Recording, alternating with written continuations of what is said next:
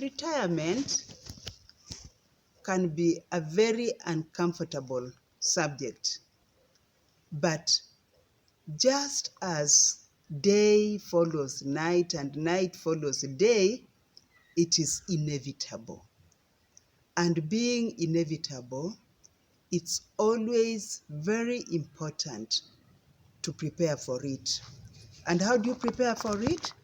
Personally, I want to say that the biggest prop that I received in my retirement journey was belonging to a very secure circle, one of the best, I must say. This is Nation Circle. It used to be Nation Staff Savings and Credit Cooperative Society. But now they dropped off staff because they noticed that as they continued to lose staff to retirement, then if they didn't have an opening for retirees, then they were the losers. And that opening meant that no one really leaves the circle unless they want to. And it was a big prop because when I was moving here, it was actually the seed money for the plot. Mm-hmm. I must also say that once the plot was there, the children stepped in. And I want to say that in as much as we have different views about children, I believe that my 9 children were truly and really behind this house that you see here. It's a 4-bedroom bungalow, so that we had bedroom, we had visitors room, and we have a suite where mom stays. Mm-hmm. My mom is all of 93 years, and even though I'm not an only child, but I like to be with her, and she has a place that she can call hers. Yeah. Wow. My mom has been with me from the time we moved here. Okay. Yes, and that was August 2021. Wow. Yes. That is beautiful. Yes. Okay. And are you living here with any of your children? Nope. They have all flown the nest, unfortunately, but they are ever present. Okay. Hardly a fortnight passes before one has come for a sleepover. Sometimes even on consecutive weekends. Mm-hmm. Yeah. Wow. Yeah. So what can you talk about retirement? I'm enjoying it because you see, there's retirement and rewirement, You just What's get the difference? rewired, to do things differently from what you are doing. Okay. Right now, I don't have to look at the watch and say, look, I'll soon need to be on the desk. At 2 o'clock, I need to be on the desk, I can time my work and do what I love best. Mm-hmm. And essentially, I'm still a writer, I'm still an editor. And if you tell me to stop, I think I'll just die, So I do it, but in a different way. I do it in a freelance basis. I'm a member of the Kenya Editors Guild, and I'm an accredited journalist by the Media Council of Kenya. So I am in those entities, and I'm a member of the, we have a WhatsApp group called Senior Media Sisters, which really props me, I love that group. I just love that group because it brings that touch to family. And then I look back to my younger days, and I belong to several alumni groups. Such as? I went to only girls' schools. So I belong to the Mumias Girls Primary alumni group. I belong to the Mukumu Girls alumni group. And latest is the Alliance Girls alumni group. Wow. So all those build me, and you keep refreshed upstairs because each of them has an idea. It's a chilly morning, and I'm on my way to meet a retiree who has served the media industry for 45 years. I'm now maneuvering through so many turnings to get to her home in Katani. Katani is a suburban strategically located on Mombasa Road, a few minutes away from the Jomo Kenyatta International Airport, Kenya's main airport. It is 1 hour's drive to Nairobi CBD when there is normal traffic. It is also located within a few minutes drive to a train station, the Syokimau train terminus. Katani's location gives one the opportunity to enjoy the benefits of living in a serene and peaceful environment within proximity to Nairobi city, where you have a lot of other amenities. A 50 feet by 100 feet lot in Katani goes for Kenya shillings 2 million approximately. I finally arrive and she's ready to meet me. I just like Beautiful this. girl. Yeah. Relax. Hello, my name is Frida Wayeme. Welcome to my channel, Grandma Frida. Today I'm here with a very important lady. If you are in the media industry, you understand what I mean. If you really know her, if you don't know her, let her tell us who she is. I'm Dorothy Kweyu. My full name is Dorothy Zita Kweyu Musopole. In our Luya land, we say Musopole is the ID name. Mm-hmm. And I'm a Kenyan by birth. I'm a mother of 9. I'm a widow and a journalist of 45 years standing. Can you please tell us where these 45 years have served? My entry into journalism was in 1978, April, when I joined Peter Mall Africa Limited as a trainee feature writer, stroke reporter. Peter Mall Africa Limited was involved in publicity. It was actually an in-house publishing enterprise, and it was probably the best place where I would have started my journalism. When I was joining Peter Moore, not only had I finished my bachelor's, my BA degree in literature and linguistics in 1975, but I had gone on and received a scholarship from USAID, which enabled me to do coursework and thesis.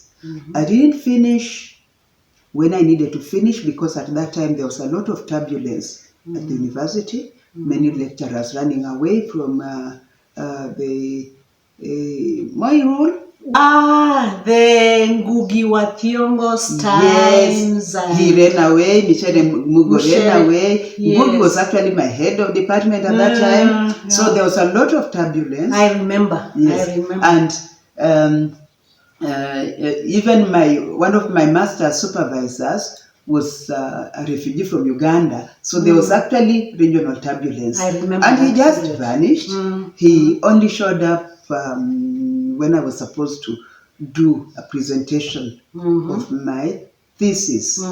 And it was clearly not what the examiners expected. And so they gave me an opportunity to revise it. But as it turned out, I didn't have the energy at that time to revise it. I had young children. I needed to pay them more attention. What I did actually, as soon as I submitted my thesis, but before it was examined, was to send applications to Nation and Standard, because I thought that having done literature and linguistics, even though I hadn't done any journalism, I could well try my hand at journalism. And I did actually. You did? Most journalists have not gone to the school of journalism, especially of my generation. Yeah. It is true. By the way, that thing is true. Maybe I'll interrupt you a bit. Yes. Does that really qualify this statement that you don't need to be trained to be a journalist? Yes and no. Yes and no, because I think theory is important, and you'll also always get into situations where that proof of your journalism is needed. Yeah. But in my practice, I've learned that even some students who have pursued full university courses are not up to the standard of where I was trained, because I got hands-on training at Peter Mall. As I was saying, he was an in-house publications company. He was publishing different magazines, and I think one of the ones that made me very proud was Management. Okay. It was a publication of Kenya Institute of Management, and people who featured there were the big bosses. Yes. And therefore it gave me an opportunity to meet very high profile people, the MDs of parastatals, you know, David Songini, who was at Railways at that time, Geshau, you know. Geshau was in Kenya Power. Kenya Power, yes. And so on. There were many, you know. The Tom of Words was FKE, you know, Federation of Kenya Employers. High profile people who had solid education, who were trained pre-independence, you know, and dug their legs when we were still students. So, apart from Management, which was very high profile, and I think it could have influenced my joining Nation, there was also Kenya Export News, which was a publication of Kenya External Trade Authority. Then there was Business, which was for the Kenya National Chamber of Commerce and Industry. And then I was asked to be the inaugural editor of Woman's Voice of Maendeleo ya Wanawake. And that's interesting. That time you have not trained, but because of hands-on, yes, you have started developing a skill in editing. And I'll always be grateful to Peter Moll. Peter Moll was the executive director of Peter Moll Africa Limited, and above all, Brian Tetley, who was the editor. We call him the chief editor. That he was from Fleet Street.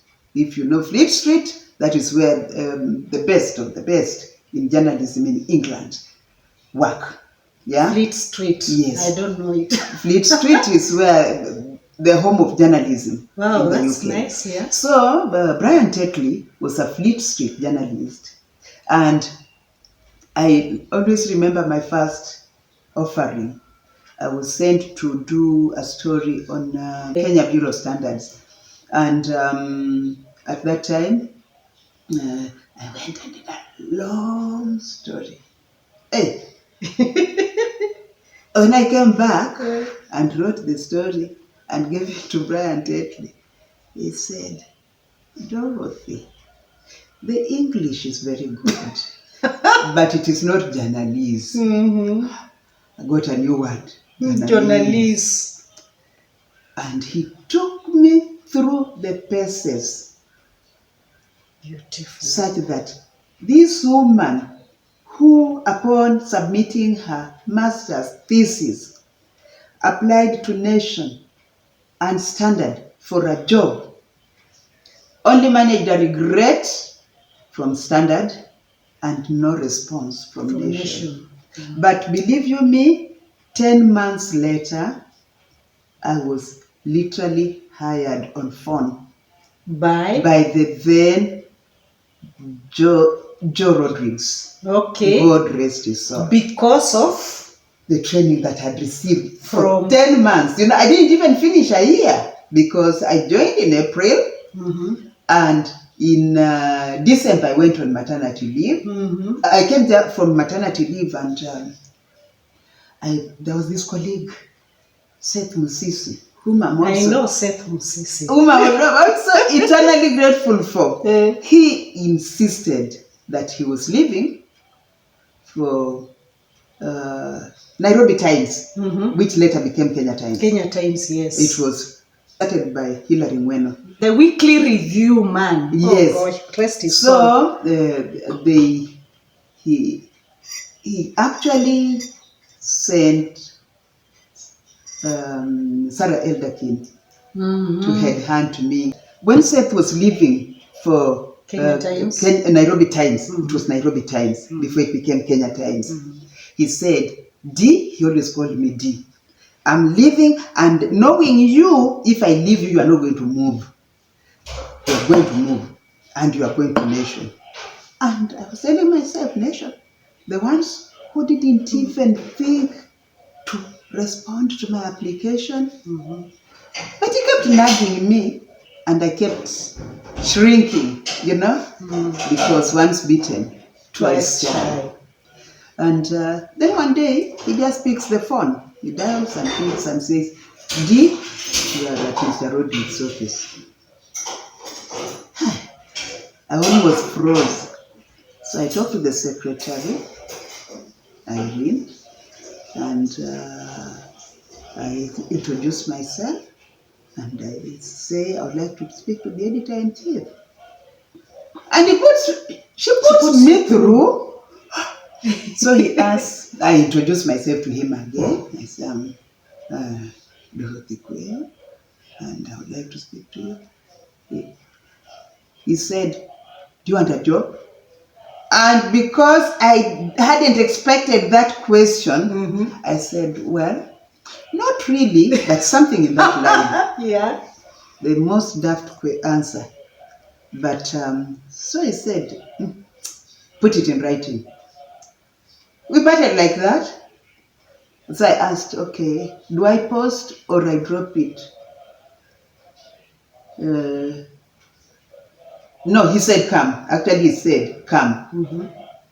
So I left the office and went, and it suited me because I was doing a handicraft story, and therefore Nation was within Biashara Street, whatever. That used to be the handicrafts area. So I planned to pass through and then go just to see, because he said come. So I went, and when he saw me, he said, put it in writing. And so I went back and told Seth, I don't think he wants me. Why? Because he said put it in writing. He said, D, there's nothing to lose, but probably something to gain. So, but I'd asked him, do I drop the letter or post? He said, do what you want. That one also was even more off-putting. So in the morning on my way to work, I dropped the letter. So you put in your story, your application, and then... The rest, that they say, is history. It's history. Yeah, because then I joined Nation in March 1979. And you've been in Nation until when? In and out. What do you mean in and out? I left Nation and worked for an international lobby group called International Baby Food Action Network. I was headhunted principally because that was also the time when the UN, UNICEF, WHO, and you name it, the international agencies were lobbying for exclusive breastfeeding for 6 months and continuous breastfeeding for at least 2 months. Why did they choose on you? Actually, they picked on me because I had been part of the campaign from 1983, when we had a conference in Harare on the same. And I kept writing stories that were extremely important to babies. And mark you, in 1979, when I was still very young in the nation, the United States Information Service put me in a team that went to the US 6-week tour. And when I went to the States, the biggest story at that time was the baby killer scandal. The baby killer scandal was actually about use of bottles to feed babies in an less than ideal environment can be a killer. You are giving formula, promoting formula to mothers who cannot afford fuel to sterilize the bottles. You are giving formula to mothers who have no money to give the correct quantities of powder, to make the correct quantities. So they overstretch the milk. So you are undernourishing the children. But above all is the hygiene of the bottles. Yeah? You don't have sanitary environment to keep the bottles. So the children get infected. They suffer from gastroenteritis, diarrhea and vomiting, and they die. In 1984 June, I was named Journalist of the Year. Wow. Yeah? Because of your write-ups? Yes. Beautiful. Journalist of the Year. And not only that, but I won, on the same occasion, I won the Viva Award for the best woman writer. I don't know if you remember Viva magazine. I do remember the Yes. Viva magazine very well. Yeah. I was also on environmental issues, I was on development issues, I was on drug scandals, That was really what happened at Nation. And I was growing. When the news editor was going on an exchange program to the States, I was made acting news editor. Wow. And what really amazed me is that when he came back, they didn't remove the acting allowance. The money that they had given me for acting. They integrated it into my salary. Wow. That spoke to the esteem in which they held me. But now, what made me leave Nation was that when the news editor left, I was obviously the next in rank, or so I thought. Yeah? But there was also another, or there were others who were eyeing the seat, they were male. And it took quite a long time before the seat could be filled. I left because the transition was long as they were waiting, and then one of my editors, I think it was Joe Cardi, who came and said, you are more than qualified. Look, you fit the bill for news editor. But, Mr. Njangi, that was the MD at that time, and God rest his soul, is of the opinion that how can a housewife cover a Mathari fire at midnight? That hurt. Those are the biases in media that time. That hurt. That hurt. I can imagine, yeah. So the message was that no matter how long you wait, it's only delaying the filling of the position, but you are getting it. It's almost like they were shy. They didn't know how to deal with me because I had acted, and they gave me a very good letter testifying to my acting, and they also said your salary will remain. Okay. Yeah. So, Dorothy leaves the Nation Media Group because they feel like a housewife. She is a housewife. She cannot manage to cover a Mathari fire at midnight. The message is clear. that the position I'm eyeing is not going to be mine anytime soon or at all. And in the meantime, the International Baby Food Action Network, which had covered quite a bit because it was at the center of promoting infant and young child feeding, which was a real issue because at that time, even the Ministry of Health came up with the guidelines on infant and young child feeding, which forbade formula companies and, of course, the leader is known, useless of this world, and they were not supposed to promote infant formula in hospitals because it used to be a tradition, almost a given, that when you are leaving hospital, you leave with a pack of naan or whatever, those milks, you go with them. And the problem is that the baby got hooked to the bottle. And the bottle is easier for a baby. They don't have to struggle because suckling means they use their jaws, and lazy children would rather have the bottle because it flows, and yet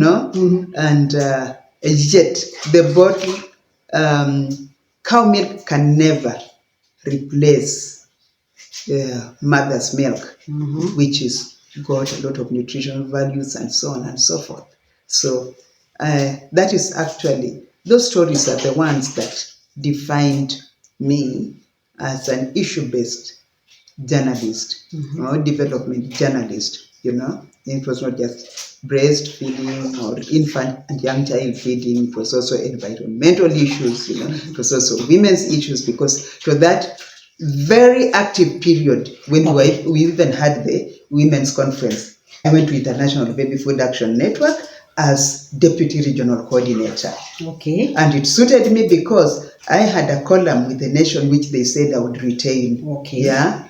Okay. So how long did you stay at this new place? 22 months. After 22 months, where did you go Then to? I now went to do my own thing. I went into freelancing, just writing for development agencies. Panos Institute in London and Interpress Service in Rome. Okay. And then in 1992,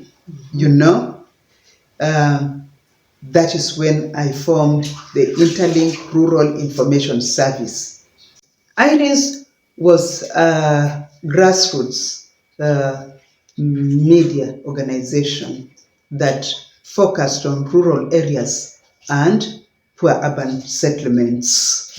And the reason was that mostly they were ignored by the big press, So we chose to give them visibility, and through it, I discovered that they were not really being ignored. It is that they didn't think they wanted to invest in it, because the stories we did, they just gobbled. And Nation especially became my best supporter because they actually paid for the features in advance. Okay. Yeah.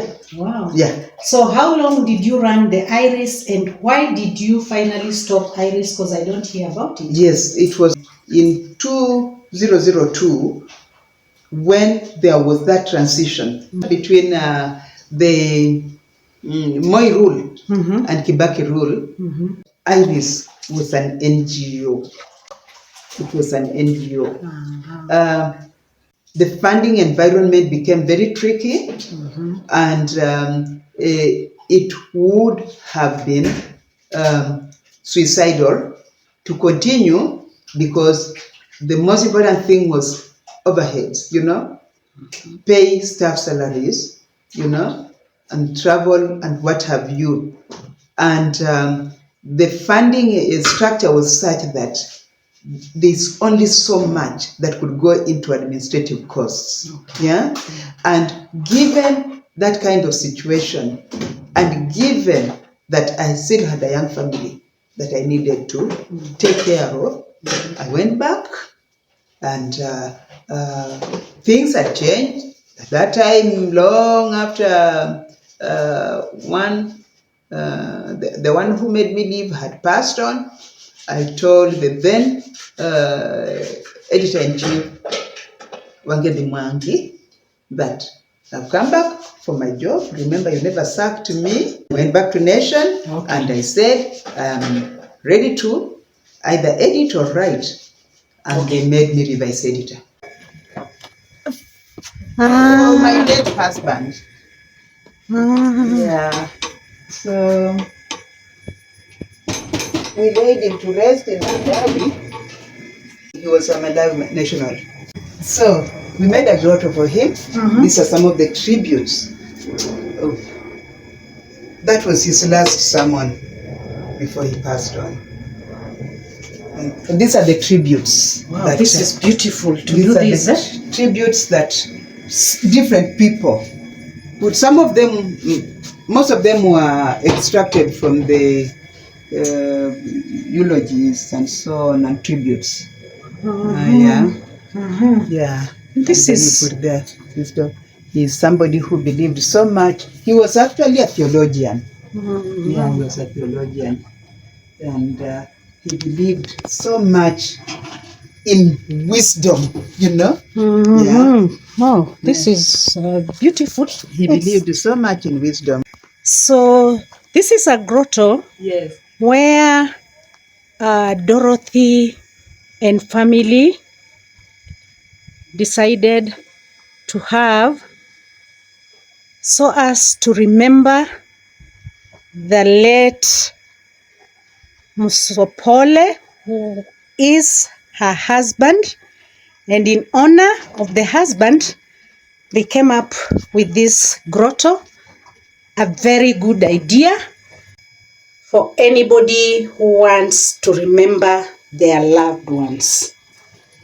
I came and I found her meditating there. It's a good place. It was. He was an ordained Presbyterian minister. Okay. Yeah. Okay. So you are telling us, Dorothy, you went back to Nation. Yes.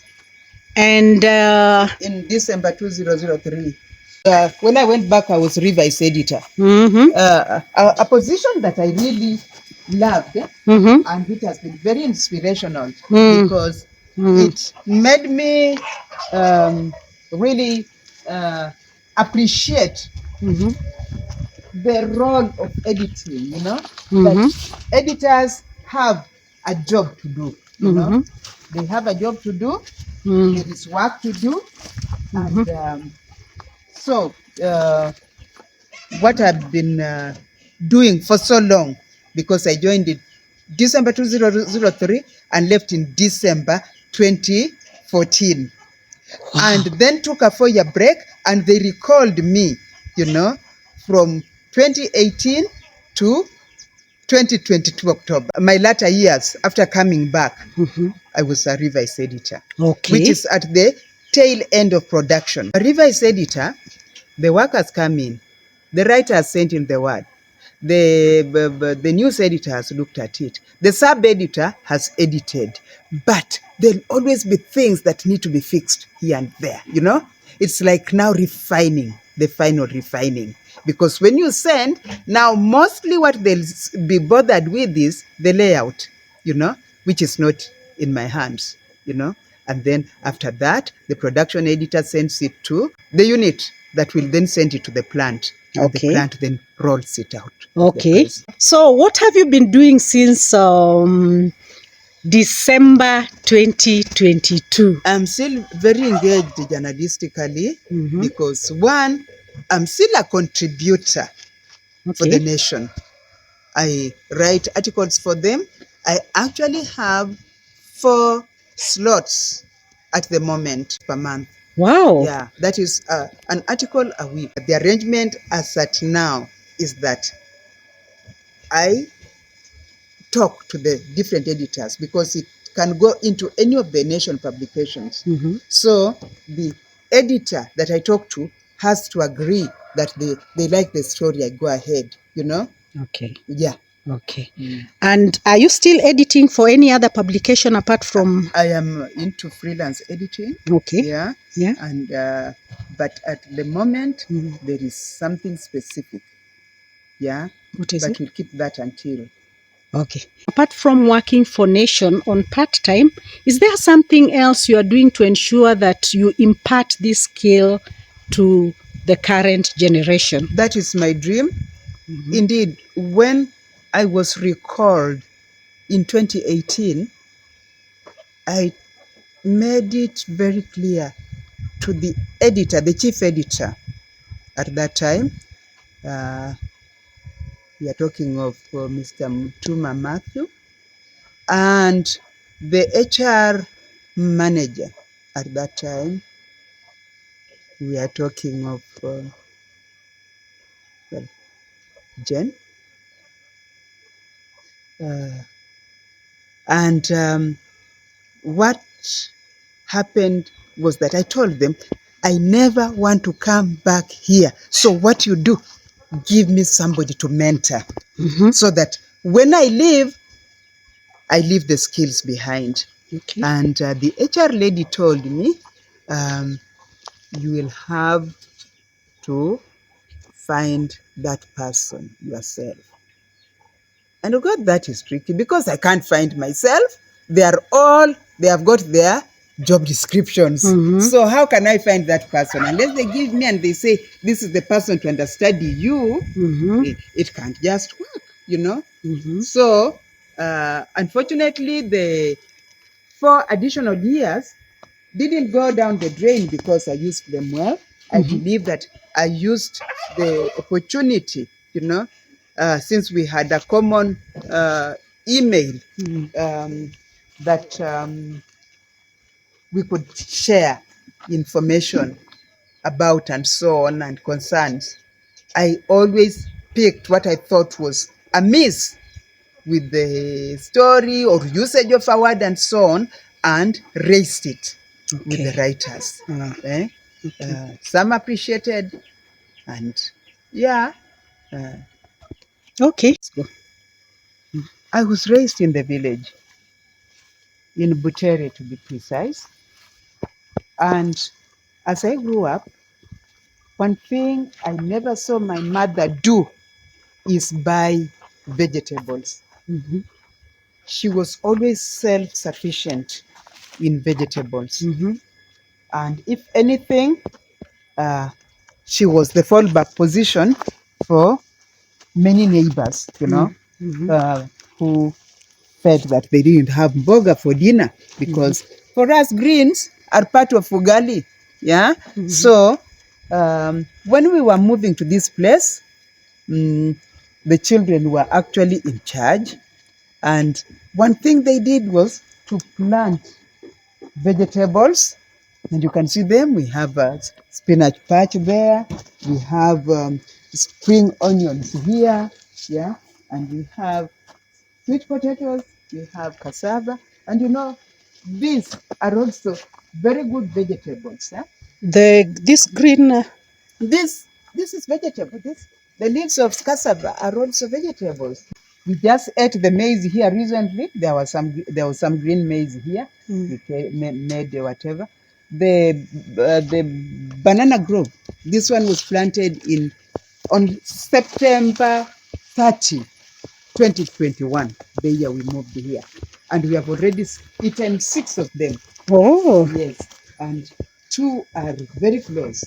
This one. This is very close. These are for cooking, or are they These are for cooking.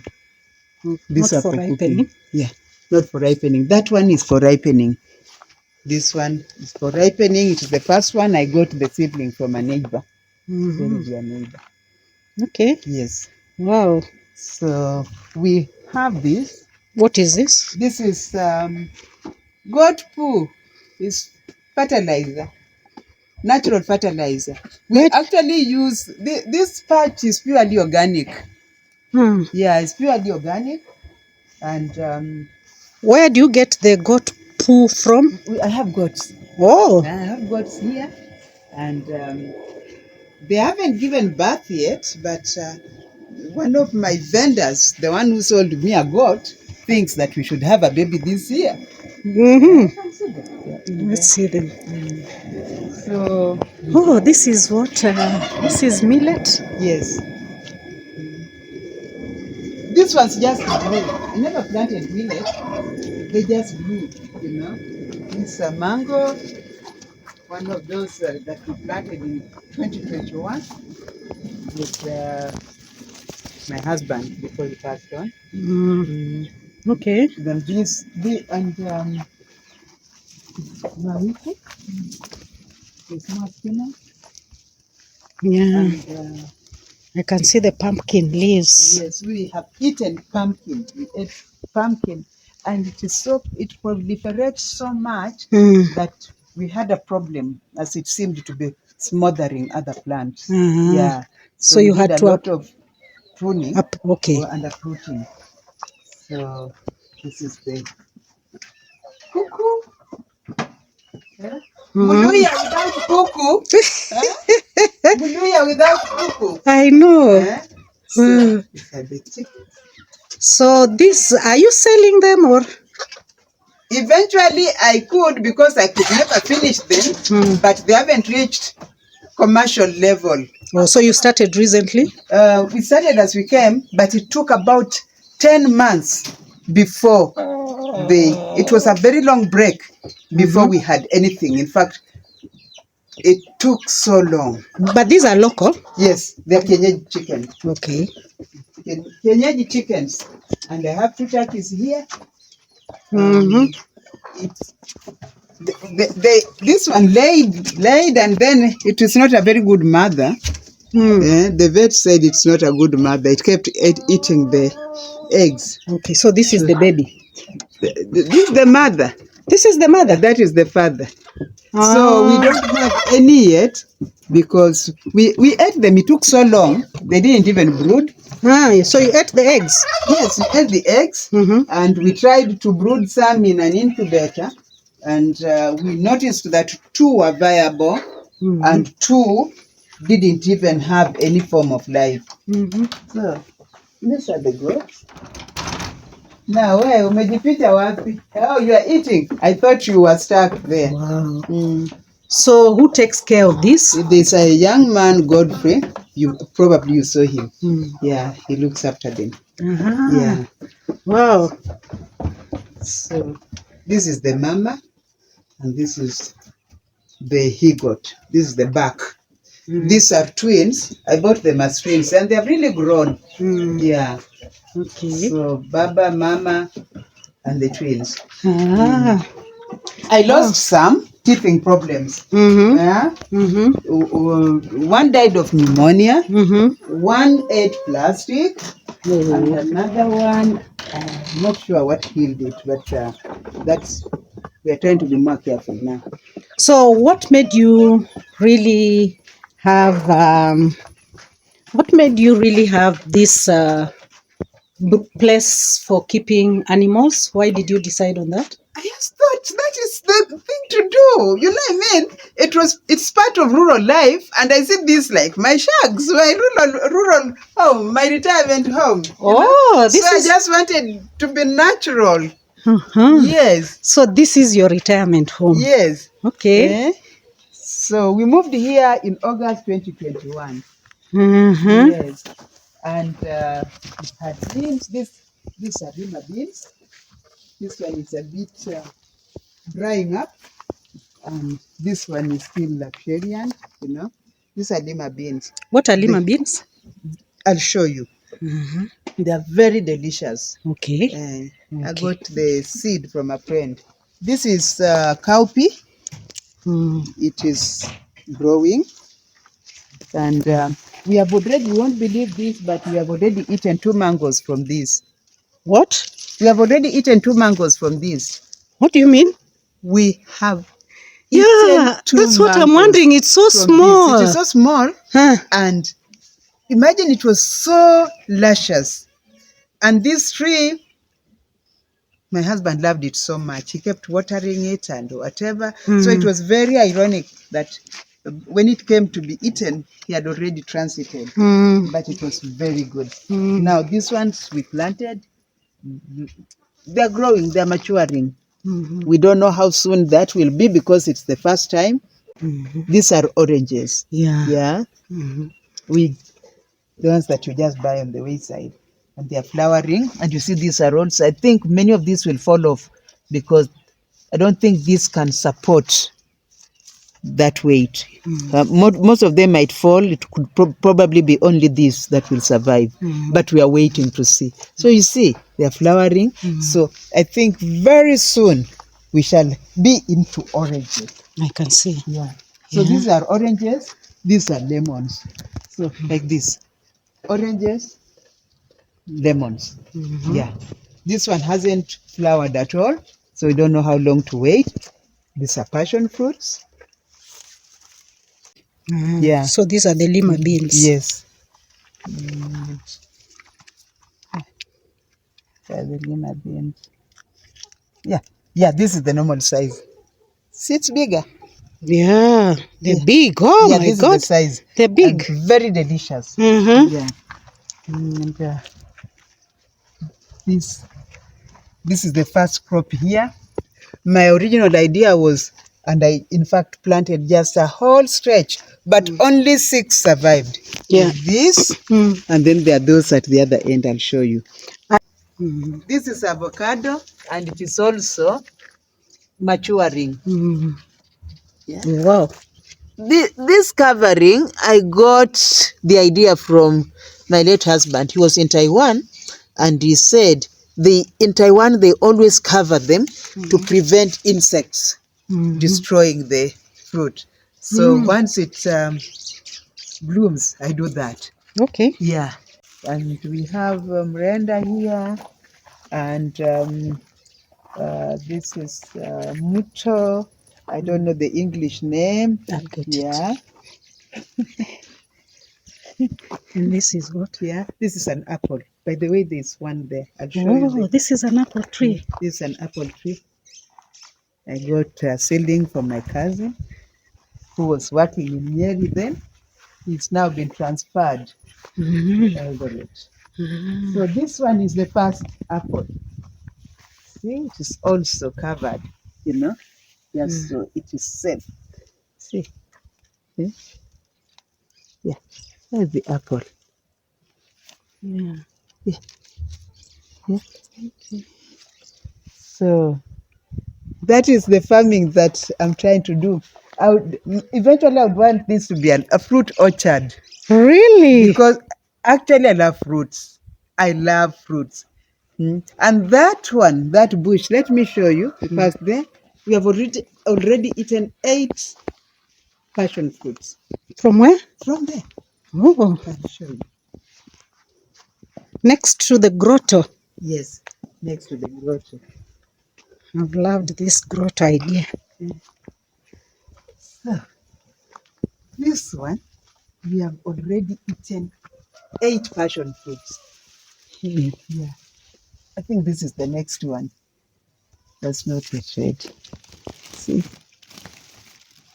It looks a bit funny, but they were very nice.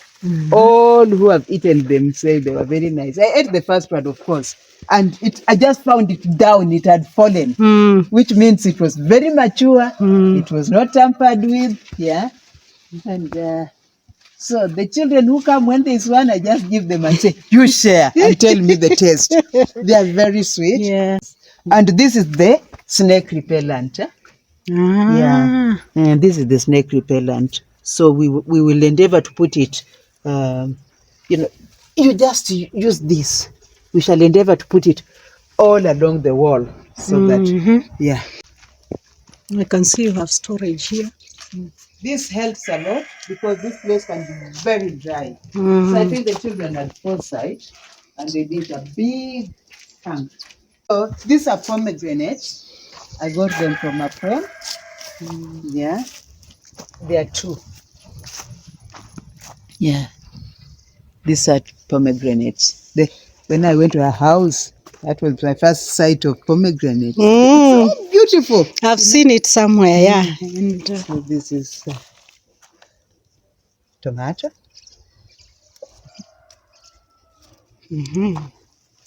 So, and this is Cape gooseberry. I like the way Godfrey propped them up. Yes.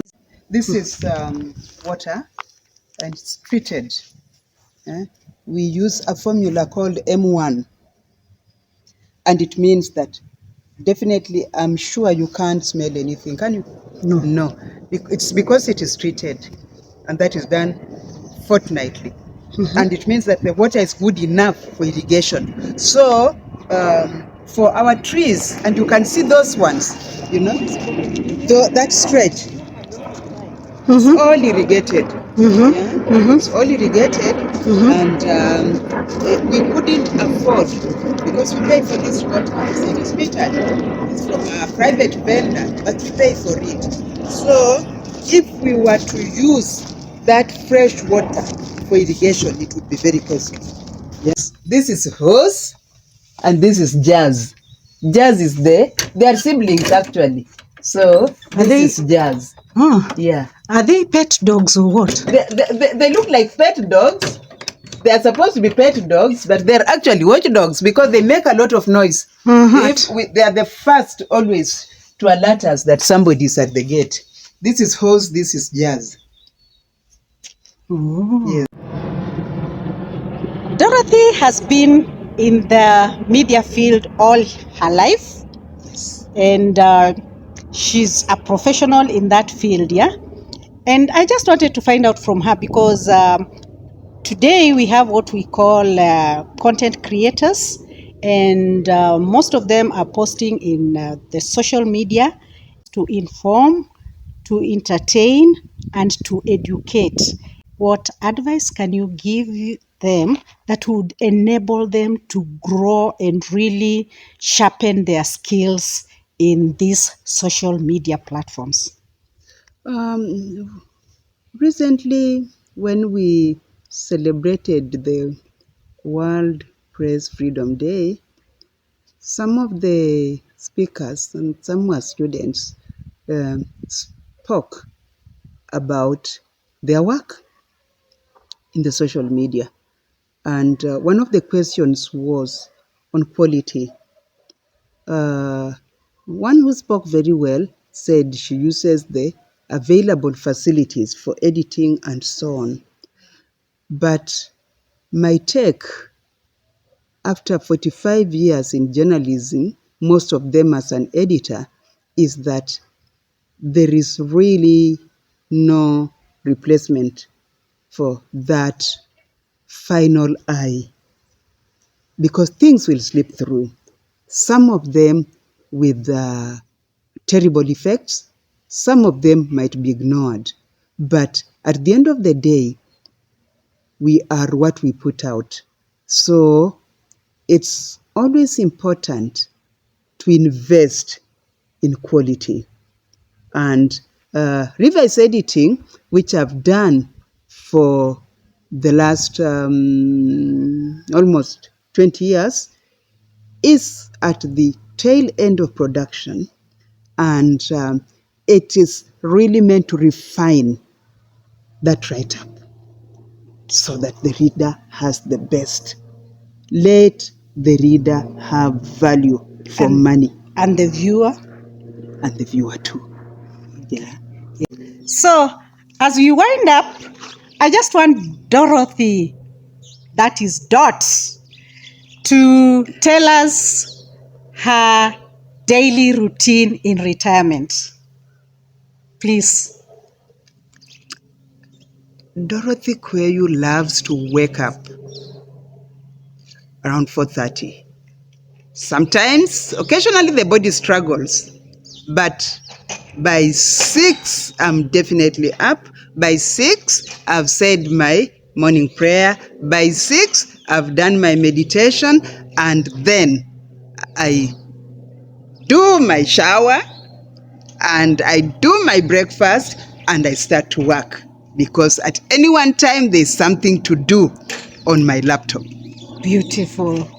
And do you sleep early? I rarely sleep earlier than 11. Okay, Yes. because of work? Yes, there's work, and sometimes it is the mouse that advises me to stop, because when the hand falls off the mouse, then I must go to bed, and that is normally around 11 p.m. Okay, please, we are saying Bye Goodbye. bye. And please remember to subscribe, to like my videos, and to share. Tell them to subscribe. Please subscribe to Grandma Frida. Thank you. Bye bye. Bye bye.